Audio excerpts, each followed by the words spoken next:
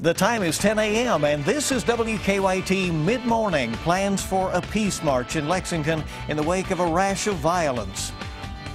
Firefighters are still on the job in a Powell County forest. And debate number 3 is in the books now, and the candidates are back on the road ahead of the election.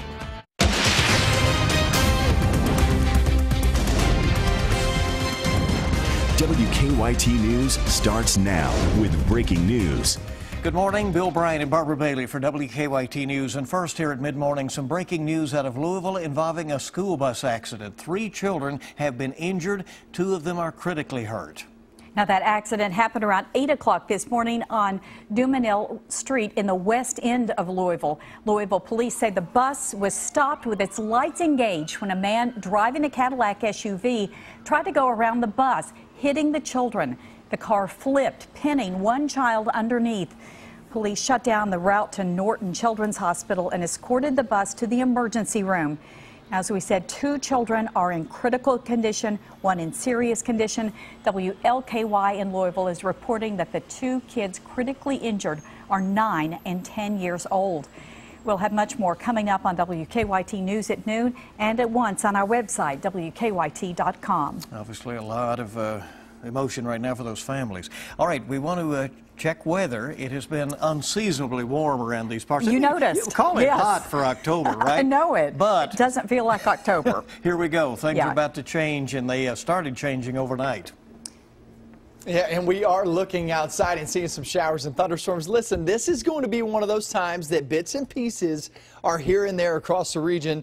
And not everybody's going to see the rain at the same time, obviously, but the bits and pieces just kind of throw a timing off, meaning this isn't a line moving through. So here's the first wave. You're getting around Madison County, Clark, Garrett, Boyle. That's moving toward the northeast. The next piece is back toward the 65 corridor. Then the next piece is back toward western Kentucky. So we will have shots as we go through the day. It's going to be rounds of rain. We'll show you how much we're expecting, and if we have any severe weather concerns, that's coming up. Okay, a lot to keep track of there. Let's get into more news now. Dozens of people are expected to take part in a walk for peace in Lexington this evening. And this comes after a recent string of shootings around the city, which now has the community calling for an end to gun violence. The march will begin at a church a couple of blocks from Cookout. That's the restaurant on South Broadway where 15-year-old Trinity Gay was fatally shot. It will pass by the restaurant and then it will eventually end downtown at Triangle Park. Willie Watson is one of the pastors at Higher Praise International Deliverance Temple on South Broadway. He says he has known several people who've become victims of violence over the years, and he wants people to learn to live in peace together. We want everybody in the street that's driving down, they will see us holding signs and pictures and shirts, all of it. I want them to see it all so they can know what's going on within the world and how bad it's hurting everybody. Anyone who would like to take part in the march is encouraged to meet at the church before 6 o'clock. There will be a service before the march begins. Well, Lexington police have arrested a 4th person in connection to the shooting death of 15-year-old Trinity Gay. 20-year-old Lamonte Williams has been charged with wanton endangerment. 3 other men arrested Sunday face the same charge. Chazare Taylor and DeMarcio Taylor are both out of jail after making bond. Williams will appear before a judge this morning. Police say Trinity was caught in the crossfire of a shooting near the Cookout restaurant on South Broadway Sunday morning. We asked police for the call reports from 5 restaurants in the South Broadway area that stay open late. Now, according to those reports, police were called to Cookout 4 times for assaults in the past year, all in the late night hours. The other 4 restaurants had only 1 call for assaults in the last year. I do feel very safe out here. I've lived here for 3 years, and as I told everyone that keeps asking me, this could happen anywhere, and you know, it's been safe this far. Nothing has happened here other than that. Now, we asked for the call reports from police for 5 restaurants. We've already given you those reports, that all of those did receive some reports of calls out, but mainly to the Cookout restaurant, 4 to that restaurant. Others received only 1 at the time. And Family members held a vigil for one of last weekend's deadly shooting victims. Police say James Blair was shot early Sunday morning in the Chase parking garage. Friends and family gathered to honor him in the Winburn neighborhood last night. Investigators say they have identified a possible person of interest in the case, but no arrests have been made at this time. Well, the 2016 presidential candidates are now back out on the campaign trail today in some of those key states. It follows last night's third and final presidential debate. Hillary Clinton and Donald Trump went toe-to-toe for 90 minutes in Las Vegas on issues like Russia, the economy, and immigration. Weijia Jiang recaps the debate. Such a nasty trust fund by making the tense Sin City showdown ended as it began, without a customary handshake between the presidential nominees. But one of the most controversial moments of the night came when Donald Trump refused to say whether he'd accept the outcome of the general election. I will tell you at the time. I'll keep you in suspense. That's horrifying. You know, every time Donald thinks things are not going in his direction, he claims whatever it is rigged against him. At least 3 Republican senators, including Arizona's Jeff Flake, immediately condemned the remarks on social media, as did Clinton's campaign. This group of uncommitted voters was left divided. It'll inspire disconnection from a lot of the population from the political process. To say, no matter what the results are, I will be okay with it. Without knowing what's going to happen, I don't think anybody would do that about anything that was serious. The third and final debate here in Las Vegas was dominated by substance, from abortion to the economy to Russian interference in the election. Putin, from everything I see, has no respect for this person. Well, that's because he'd rather have a puppet as president of the United States. No puppet. Both candidates addressed their looming controversies as well. Clinton on her family foundation. Everything I did as Secretary of State was in furtherance of our country's interests. And Trump on the numerous sexual assault allegations against him. I think they want either fame or her campaign did it, and I think it's her campaign. Voters get their say in less than 3 weeks when they head to the polls on Election Day. Weijia Jiang, CBS News, Las Vegas. Now, Clinton and Trump will both deliver remarks at the Alfred Smith Memorial Foundation dinner in New York tonight. That event benefits charities that serve New York's neediest children. Back here in Kentucky, firefighters in Powell County are still battling a forest fire this morning. They think an abandoned campfire in the Red River Gorge spread, sparking a larger fire. That's along the Auger Ridge Trail. It also forced part of the trail to be closed. Firefighters say the fire has burned about 2 acres, and at last check, only half of it is contained. They say the recent dry weather has helped fuel the fire. It's actually burning in an area that burned 6 years ago. It was so hot that it even killed the large, mature, overstory trees. With this fire, we still have some dead and down material, so there are a lot of ground fuels. Firefighters think it will take them a few more days to get that fire under control. Quite a challenge there. Absolutely, yes. If you're planning to hand out candy for Halloween, we've got some pretty important information here. There's a new survey out that found which candies are the most popular with those trick-or-treaters. Influencer.com asked 40,000 people around the country. The survey found Reese's peanut butter cups are the most popular candy. Kit Kats and Butterfingers are also close behind. Now, as for all of us here in Kentucky, the website found Whoppers are the most popular candy in the Bluegrass State. What does that say about us? I'm not sure. I don't know, but you know, can buy those by the sort of the carton full, the way those come, right? Keep it in mind as you're deciding which candy to hand out. Right, make them happy. Yeah. Keep it right here this mid-morning. Coming up, you'll see the police officer who's been showing off some fancy moves. Yeah, we'll check that out. And also, the scandal that reached the top of the Fox network is now going to be coming to prime time. We have the rain headed our direction, pretty heavy rain too, and it comes in waves. I'll show you when the first major wave arrives, coming up next. Now, your zone-by-zone forecast with meteorologist Micah Harris. We got some pretty heavy downpours out and about, especially in the southern portions of the Bluegrass. That's moving northeast. We'll zoom on in and show you exactly where these are and where these are moving.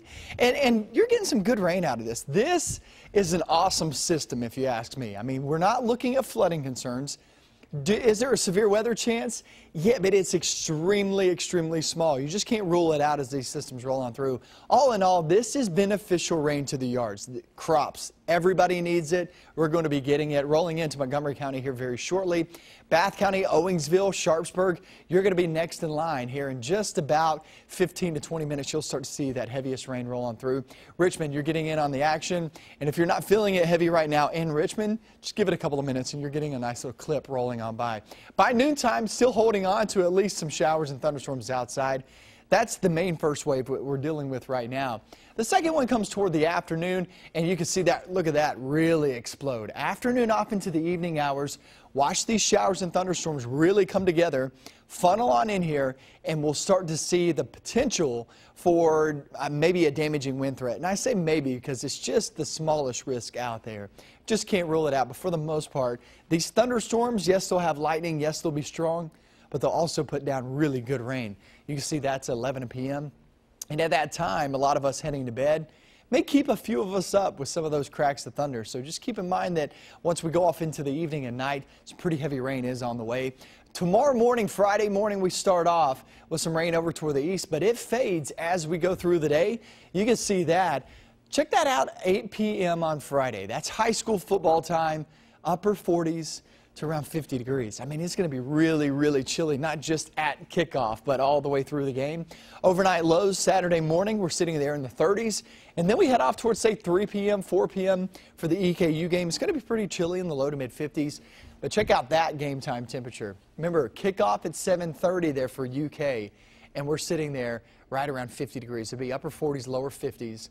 Very chilly. At least we're dry, though. The drive home in the mid 40s. Here we go with some chilly air there Friday into the weekend. So the breakdown really after Saturday, you don't really have to even look at the forecast. It looks really nice. It's just kind of boring, but it is active today and the next couple of days with. No, absolutely not. So guys, we went from the 80s and now we're talking about 70s today. Now we're talking about 50s the next day. It's just incredible. Here comes that big front heading our way. Watch this. This could be you. A Virginia police officer is becoming the latest viral sensation after busting some pretty impressive dance moves.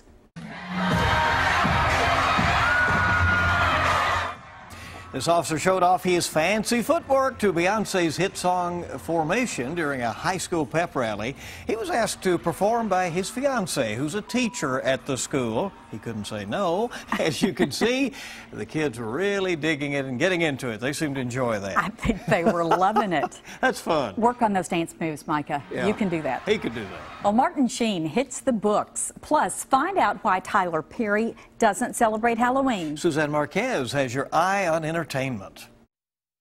The Roger Ailes scandal is heading for prime time. The director of the Academy Award-winning film Spotlight, director Tom McCarthy, has signed on as executive producer of a miniseries about the Fox News chairman who was ousted after accusations of sexual harassment. No word yet on where it will air. There are both tricks and treats in Tyler Perry's newest movie. Boo! A Medea Halloween includes wild parties, scary clowns, and goblins. Help me, Jesus! Help me, Jesus! Perry says he doesn't actually celebrate Halloween. It's not that I have a issue with the holiday itself. It's just I'm not into the witches and demons and goblins and scaring folks and things like that. That just doesn't work for me. Medea returns to theaters on Friday. And Martin Sheen cracked open the books for a special reading of Anne of Green Gables. I don't understand, said Matthew. The actor stars in a TV movie revival of the classic children's story airing on PBS on Thanksgiving. He took questions from a young audience. Do you like playing your role? Yes, I love playing Matthew. I've had great fun doing it. Even so, Sheen told the students his favorite role of all time was playing President Bartlett in The West Wing. Suzanne Marquez, CBS News, Los Angeles.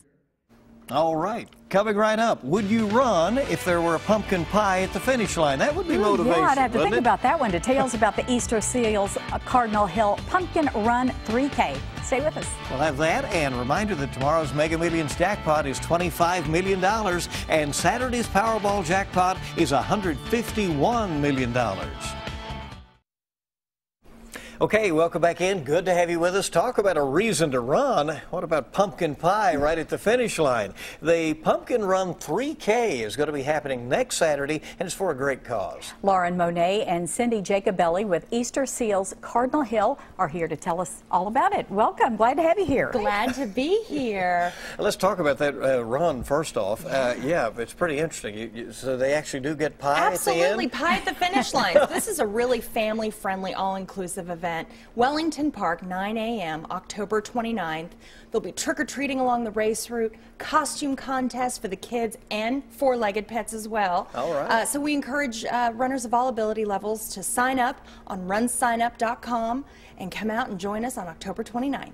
We want to hear more about that event, but also, Cindy, tell us about the cause behind this. Why is this an important thing to do? Well, sure. It's all about adaptive recreation, and that's where the money is going to. And for those who don't know, adaptive recreation is for people who have some sort of a disability in their mobility. So, you know, whether they have an amputation or a spinal cord injury or whatnot, and just find ways for people to play and do different activities. For instance, this weekend we're going down to southern Kentucky, and we're doing a fly fishing trip for people with spinal cord and amputation. So we're excited. Something you wouldn't think about. No, really. And really it's just a way for people to get back into life and find that great quality of life and just have fun. And so at the Pumpkin Run, we're going to have people of all abilities. We've got some people with walkers, hand cycles, wheelchairs, and then our traditional runners and walkers. So we're ready for them all. It sounds like you have some very important good work going on. This will be on Saturday morning, October 29th, 9 a.m., Wellington Park. 3K, that's a pretty fast race. We want you to get your pie. There you go. Well, as soon as people know there's pie, you know it's going to be fast. That's great. Get your choice of pie there if you're there at the end of it. Well, that's very good. How did you get involved, by the way?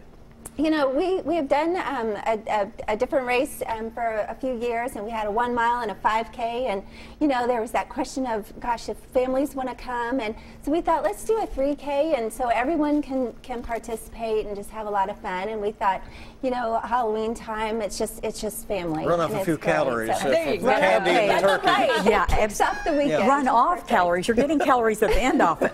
Remember, but you're putting in your work. We'll have bananas too. So. How many people are you expecting? In other words, how many pumpkin pies do you have to have ready at the finish line? We've got, you know, we're expecting a crowd of about just over 200. Wellington Park is kind of a unique venue because only 2 runs are allowed to take place at Wellington Park every year. So we're really grateful to the Lexington Parks Department for allowing us this opportunity. Well, that's great. Well, thanks for coming in. There's the info again. And runsignup.com if you want to go ahead and get your name on the dotted line so you can run for that pie. Thanks for being here. Thank you. Well, keep it here this mid-morning. Going to check in with the Mr. Food Test Kitchen next and see what's cooking up there, and it looks pretty good. We're back in a moment. Coming up in a little while, WKYT News at noon. We're working on it right now. We'll have the latest on that accident in Louisville that has left 3 school children injured. An update on the forest fire burning in Powell County. And we'll hear more reaction to last night's presidential debate as those candidates are back out there campaigning. News, weather, and sports ahead at noon on WKYT. Well, this is a great time of year for apples, of course. It is, and it's been a good year for the apple crop, it appears. In the Mr. Food Test Kitchen, apple cinnamon rolls. For the last month or so, our markets have been brimming with some of the best apples we've had in a long time. So to take advantage of all that goodness, we came up with a super easy, fresh as can be treat that'll be the apple of everyone's eye. We start off by peeling, coring, and cutting a couple apples into wedges. And as for the type of apple, I'd like to use Granny Smith, but really any firm apple will work. Now we place each apple slice on a piece of refrigerated crescent roll dough that we've cut in half and roll it up like so. Once all of these are rolled up, we place them on a rim baking sheet, drizzle them with some melted butter, and sprinkle on some cinnamon sugar. We'll finish it off with a splash of orange juice before baking them off. When the crust is golden and the apples are sink your teeth into tender, they're done. Let me tell you, these are just as good with your morning coffee as they are with a glass of piping hot cider. To get this fun recipe, simply go to our website and type in apple cinnamon rolls. It's that easy. I'm Howard of the Mr. Food Test Kitchen, where today we found an applicious way for you to say, ooh, it's so good. Well, it looks pretty good. We were talking about this being a good year for the apple crop. It's been a long summer, and, you know, it's probably about over. Yeah, it looks like it. At least, listen, the past 3 days, London Corbin Airport, Jackson Airport, both of those locations have actually reached record highs for the past 3 days. There is your look around town. So we're not going to see record highs today. It's all about the rain for today. So that's what we're going to be dealing with, and as we continue to travel off into the next 24 hours. So that is the breakdown. As we go through the next 24 hours, it's just one shower, thunderstorm after another. You will get breaks, but there are little waves here and there. It's not so much a line moving through. That's the reason why I can't say, okay, at this time, Jackson, or at this time, Somerset, this is when you're going to see rain. It's not like that. It's just bits and pieces kind of spread out here and there. So that's the breakdown, and there's a bigger picture of that front it's going to be driving on through. Roughly noontime, we'll have what's over I-65, actually across Bluegrass to northbound. That's what we're going to have roughly at noontime. And then we go in toward the afternoon. Remember, you'll get breaks, but you're going to be seeing some showers and thunderstorms. I want you to watch after 5 p.m. Watch what happens. Boy, it really starts to fill on in, and that's where you could get some of that heaviest rain. It's mostly, as I talked about on WKYT this morning, mostly evening and night when you get the heaviest part of this system. And maybe a rumble of thunders. So that's right. Be alert to that. Thank you for being with us, and we'll see you at noon.